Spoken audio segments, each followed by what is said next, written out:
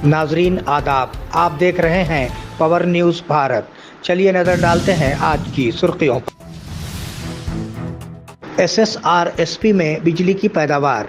DEE Srinivas ने कहा कि SSRSP में 4 टरबाइनों से बिजली की पैदावार की जाएगी।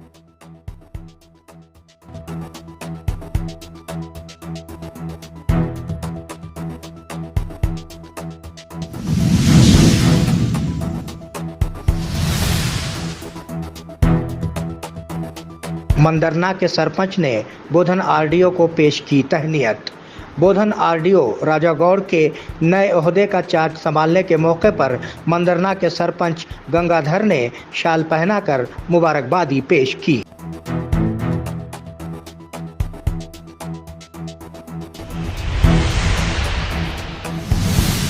म्युनिसिपल बोधन में साबिका काउंसलर प्रियंका संगीता के इंतकाल पर सोग। म्युनिसिपल चेयरमैन पद्मा शरद रेड्डी की सदारत में मुनक्किदा आम इजलास में साबिका काउंसलर प्रियंका संगीता की मौत पर काउंसिल ने 2 मिनट की खामोशी मनाई।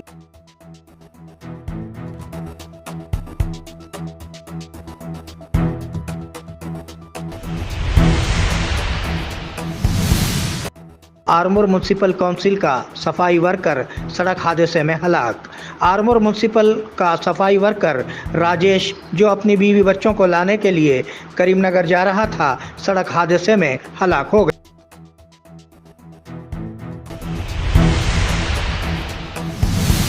आइटा बोधन यूनिट की तश्कील जदीद।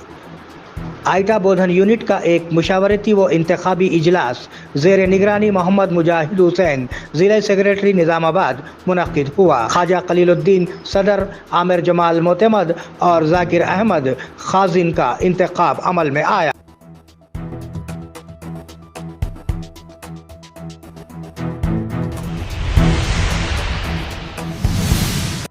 जकरानपल्ली मंडल के सिकंदरपुर नेशनल हाईवे 44 पर एक ऑटो उलटने से 14 अफराद जख्मी। पुलिस के मुताबिक आरमोर से एक ऑटो 16 मुसाफिरों को लेकर केशपल्ली जा रहा था, रास्ते में उलट गया। जख्मियों को आरमोर सरकारी अस्पताल मुंतकिल किया गया।